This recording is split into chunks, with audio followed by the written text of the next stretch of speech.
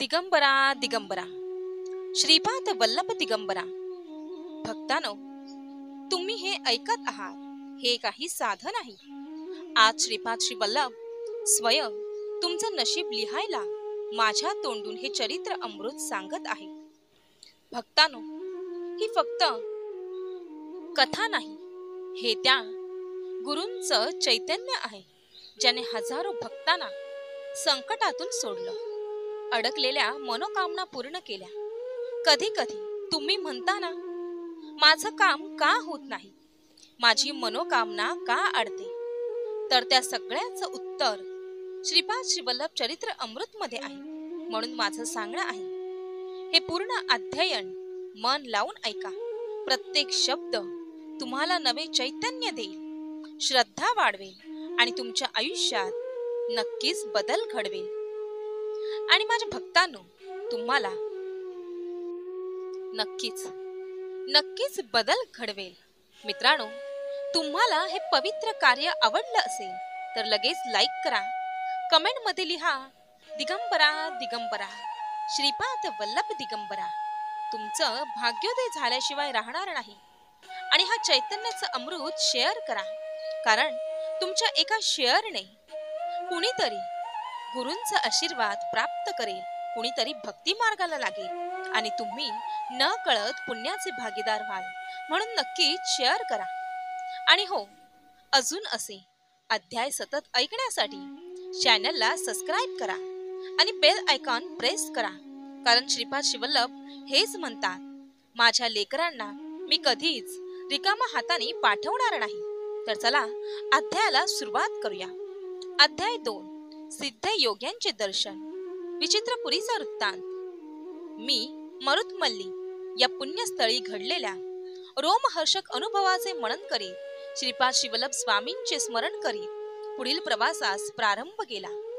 मार्गात अनेक पुण्य आत्मे थोर संतांचे दर्शन घेत मी मार्गक्रमण करीत होतो। या प्रवासात आश्चर्याची गोष्ट अशी की काही न मागता भोजन मिळत असे।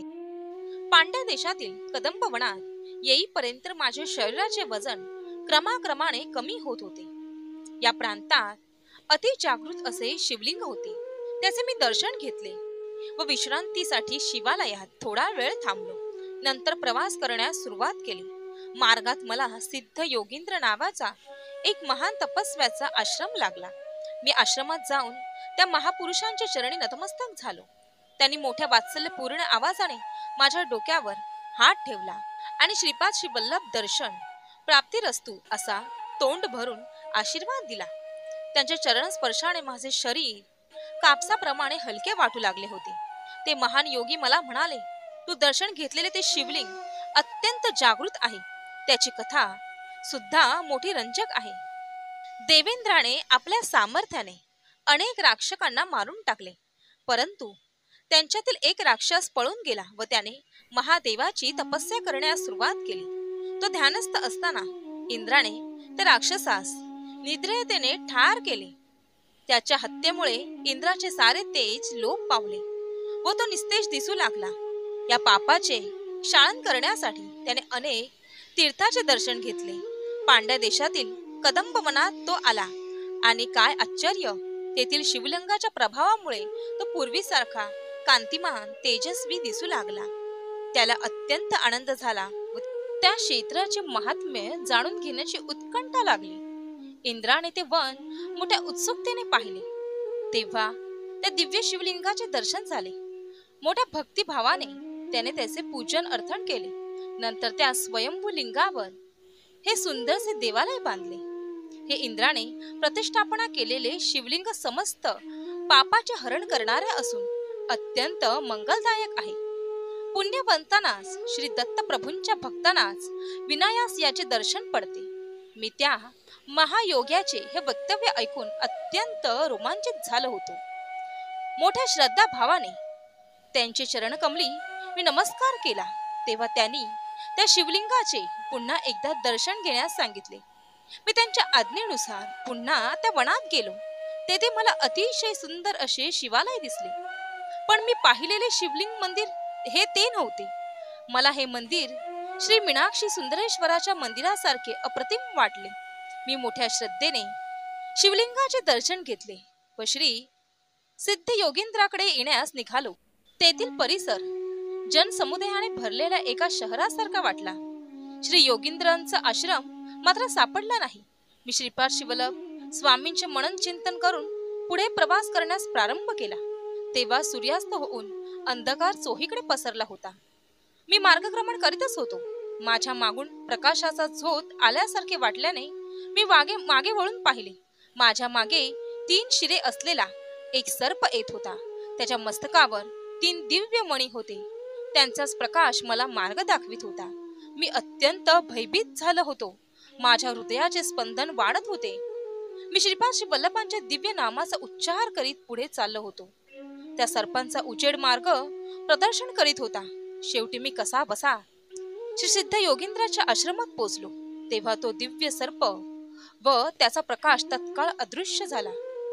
सिद्ध योग्यांनी माझे मोठ्या प्रेमाने स्वागत केले व केळीच्या पानात भाजलेले गरम गरम चणे प्रसाद म्हणून दिले. मी ते पोटभर खाले, परंतु माझ्या हृदयातील धडधड कमी झाली नव्हती. तेव्हा त्या दयामूर्ती योगेश्वरांनी मोठ्या प्रेम भावनेने माझ्या धडधडत्या छातीवर हात फिरवला.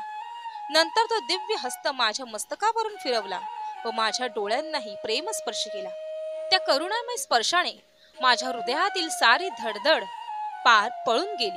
तसेच मनातील वाईट विचार, दृष्ट संकल्प बाहेर निघून जात असल्याचे जाणवले. हृदय एका अनामिक आनंदाने भरून गेले. श्री दत्त महिमा श्रीपाद वल्लभ स्वामींचा अनुग्रह संपादन करण्यास योग्यता. यावेळी सिद्धयोगी म्हणाले, तू अगोदर दर्शन घेतलेले शिवलिंग आणि त्यानंतर दर्शन घेतलेले श्री सुंदेश्वराचे मंदिर ही 2 वेगवेगळी देवालये नाहीत. तुला अशा प्रकारचा अनुभव घडून आणावा अशी श्री दत्तात्रेयांची अनुआज्ञा होती, म्हणून तुला अशी वेगवेगळी मंदिरे दाखवली. श्री दत्तांच्या कृपा प्रसादाने काळास मागे नेऊन देवेंद्राने प्रस्थापना केलेली मूर्ती, त्यावेळचा परिसर तुला दाखविला. तू पाहिलेली सारी सृष्टी श्री दत्त प्रभूंच्या केवळ संकल्पनेने भविष्य वर्तमानामध्ये बदलू शकते. वर्तमान काळ भूतकाळात व भूतकाळ वर्तमान काळात परिवर्तित होऊ शकतो. भूतकाळातील घडलेल्या साऱ्या घटना वर्तमान काळात घडत असलेल्या व भविष्यकाळी घडणाऱ्या साऱ्या घटना श्री दत्त प्रभूंच्या संकल्पनानुसार घडतात. एखादी गोष्ट घडणे न घडणे अथवा वेगवेगळ्या प्रकारे घडण्यास श्री दत्त प्रभूंचा संकल्पच कारणीभूत असतो. ज्या संकल्पनाने सृष्टीची उत्पत्ती, स्थिती व लय होतो, त्या महासंकल्पनाचे प्रणेते प्रत्यक्ष श्री दत्त प्रभूच आहेत. तेच सगुण रूपात पिटिकापुरम या क्षेत्री श्रीपाद शिवल्लभ या नावाने अवतरलेले आहेत. तेथील लोकांनी त्यांचे सत्य स्वरूप जाणले नाही, परंतु कुरवपूर येथील मासे पकडणाऱ्या कोळी लोकांनी त्यांच्यावर नितांत श्रद्धा ठेवली व अल्पच असूनही ते स्वामींच्या कृपा प्रसादाने भवसागर आनंदाने पार करून गेले. श्रीपाद शिवल्लभांची कृपा संपादन करण्यासाठी आपल्यातील अहंकार पूर्णपणे नाहीसा झाला पाहिजे. ज्या वेळेस आपले हृदय काम, क्रोध, लोभ, मोह, मद, मत्सर यापासून मुक्त होऊन शुद्ध होईल, त्यावेळी स्वामींची कृपा होण्यास मुळीच विलंब लागणार नाही. देवेंद्राने प्रतिष्ठापित केलेले ते शिवलिंग धनंजय नावाच्या एका व्यापाराने पाहिले. त्याने त्या शिवलिंगाचा महिमा आपल्या देशाचा राजा कुळेश्वर पांड्यास सांगितला. ही शिव आज्ञाच मानून त्याने त्या मंदिराचा जीर्णोद्धार केला व तेथे एका नगरीची स्थापना करून त्याला मथुरा नगर असे नाव दिले. कुलशेखर याचा पुत्र मलयध्वज आपल्या पित्याप्रमाणेच ईश्वर भक्तच होता. त्याने संतान प्राप्तीसाठी पुत्रकामेष्टी यज्ञ केला होता. तर राजकुंडातून एक 3 वर्षाची अतिशय लावण्यवती कन्या अवतरित झाली. तिला पाहून राजा व यज्ञ करणारे सारे विप्र ऋषीगण अत्यंत आनंदित झाले. ही कन्या म्हणजेच मीनाक्षी देवी. तिचा विवाह पुढे सुंदरेश्वराबरोबर झाला. या विवाहात प्रत्यक्ष भगवान विष्णूंनी कन्यादान केले होते. लग्न सोहळा अत्यंत थाटामाटाने साजरा झाला होता. शिवाच्या जटेमधून निघालेले वेगवती नदी मथुरा नगरीतून वाहत होती व तिच्या परिसरातील प्रवेश अत्यंत सुपीक होऊन निसर्गरम्य झाला होता. श्री योगेंद्र पुढे म्हणाले, अरे बाबा, सृष्टीमधील प्रत्येक वस्तूमध्ये स्पंदन होत असते. भिन्न भिन्न प्रकारच्या स्पंदनामुळे व्यक्तीमध्ये आकर्षण तर काही व्यक्तीमध्ये विरक्षण होते. पुण्य कर्म, उत्तम आचरण आणि विचारांनी स्थूल, सूक्ष्म आणि कारण देहात पुण्यरूपी प्रकंपन होते. पाप कर्माने पापरूपी प्रकंपन होते. मनुष्याच्या पुण्याईने पुण्यशील व्यक्तींचा संग अर्थात सत्संगाची प्राप्ती होते. पुण्यस्थळांचे दर्शन घडते. पुण्यकर्मात आसक्ती वाढून पुण्याची वृद्धी होत जाते व पापांचा नाश होतो.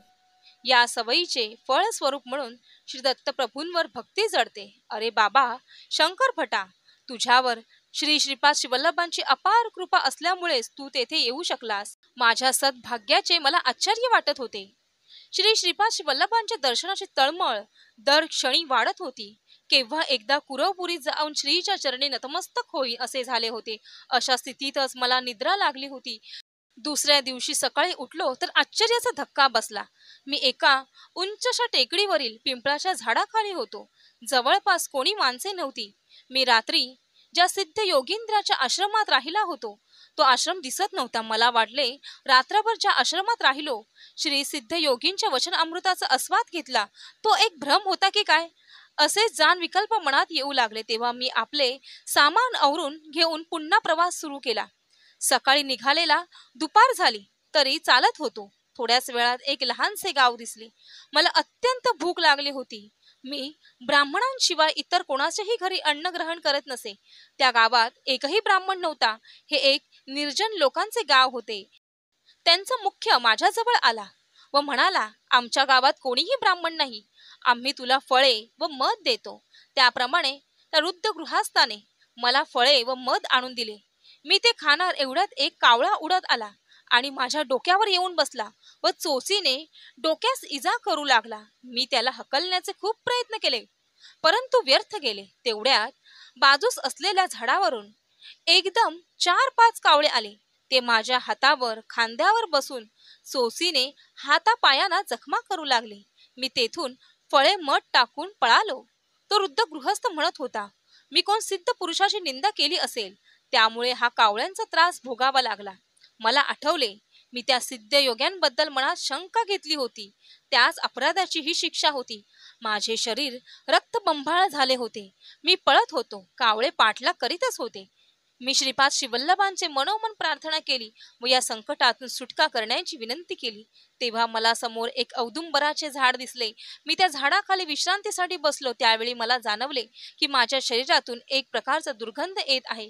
त्या वासामुळे जवळपास असलेल्या वारुळातून सर्प बाहेर आले आणि दंश करण्यास सुरुवात केली. त्यांच्या त्या विषाने मी मातृप्रायच झालो. तोंडातून फेस येत होता. हृदयाचे ठोके मंद गतीने चालले होते. केव्हा मृत्यू येईल हे सांगता येत नव्हते. सायंकाळ झाली होती. धोबी कपडे घेऊन वाळून कपड्यांचे गाठोडे गाढवावर ठेवून ते घरी जात होते. माझी स्थिती पाहून त्यांना दया आली.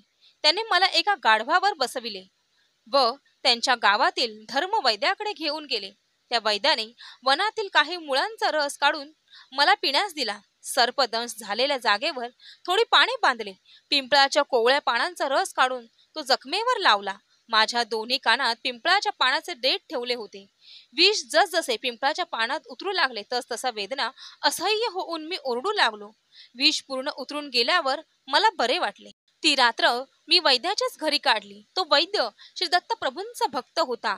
तो रात्रीच्या वेळी आपल्या कुटुंबासह मधुर आवाजात दत्तप्रभूंचे भजन गात होता. मी पलंगावर निजलो होतो. त्याच्या त्या रसभरीत कीर्तन गायनाने माझे हृदय श्री दत्तप्रभूंच्या अनुकंपनेने भरून गेले होते. त्या वैद्याने केलेल्या उपचारांनी मी पूर्ण बरा झालो होतो. त्याचे उपकार कसे फेडावे हे मला समजत नव्हते. भजन संपवून तो वैद्य माझ्याकडे आला. त्याचे नेत्र करुण रसाने जणू वर्षाव करत होती. तो म्हणाला, माझे नाव वल्लभदास आहे. मी चरकराचा वैद्य आहे. मी नीच जातीचा असलो तरी मी जाणतो की तुम्ही श्रीपाद श्रीवल्लभाच्या दर्शनासाठी निघाला आहात. तुम्हाला कावळ्याकडून त्रास झाला व सर्पदंश का झाला हे सुद्धा मला माहीत आहे. आपले नाव शंकर भट आहे तेही मी जाणतो. त्याच्या या अचूक वक्तव्याने मी अवाकच झालो. मला वाटले त्या वैद्यास ज्योतिषशास्त्राचे ज्ञान असावे. हा विचार मनात येताच वल्लभदास म्हणाला, मी ज्योतिष नाही. श्री पिटिकापुरम म्हणजे पंडिताचे माहेरघर. साग वेदार्थ सम्राट अशी पदवी मिळवलेले श्री मल्लादी बाप्पन्न अवधानलू यांनी सुद्धा या पुण्यभूमीत निवास केला होता. परंतु हे प्रगाढ वेदज्ञान असलेले पंडित अहंकारामुळे श्रीपाद श्री वल्लभांचे खरे स्वरूप जाणू शकले नाही. शुष्क वेदांत अर्थहीन तर्क वितर्क करणारे पंडित श्रीपाद श्रीवल्लभांच्या कृपेस प्राप्त होऊ शकले नाही. तुला टोचून जखमा केलेले कावळे हे पूर्वजन्मीचे पिटिकापुरम येथील महाअहंकारी पंडित होते. त्यांनी आपले जीवन श्रीपाद श्रीवल्लभांचे महात्म्य न जाणता आपल्या जनाच्या अहंकारातच व्यर्थ घालविले. ते मृत्यूनंतर स्वर्गलोकास गेले. तेथे इंद्राने त्यांचा वैद पंडित घनपाटी म्हणून सत्कार केला. परंतु त्यांना भूक लागली व जीव भुकेने व्याकुल झाला तेव्हा त्यांना खाण्यासाठी कोणी काहीच दिले नाही. इंद्र म्हणाला, तुम्ही पृथ्वीवर असताना दान धर्म केला असता तर एका दानासाठी 1000 दाणे आमच्याकडून मिळाले असते. परंतु तुम्ही कोणाला काही दान दिले नाही तेव्हा तुम्हाला आम्ही काहीच देऊ शकणार नाही. तुम्ही या लोकात स्वच्छतेने कितीही काळ राहू शकता, परंतु अन्न पाण्यापासून इतर स्वर्ग सुखे खरोखर शिक्षेसारखी होती.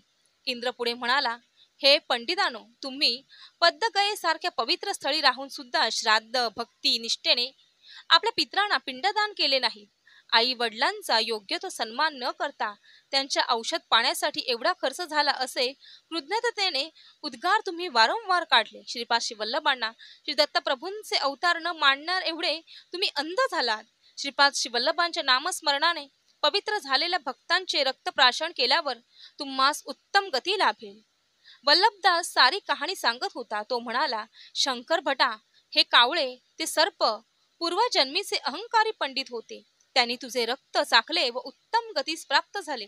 वल्लभदास पुढे म्हणाला, ब्राह्मण सत्यनिष्ठ असावा, क्षत्रिय धर्मबद्ध असावा, वैशाणी व्यवसायात व्यापार, गायीचे रक्षण, क्रय विक्रिय आदी व्यवहार करावे, शूद्राणी प्रेम स्वरूप राहून सेवा करावी. भगवंताच्या भक्तीसाठी मात्र वर्ण, जात, कुळ, श्रीमंत गरीब, स्त्री पुरुष असा भेदभाव येथे नसतो. भगवंत भक्ताचा केवळ प्रेमभाव, श्रद्धा, दृढ विश्वास पाहतो.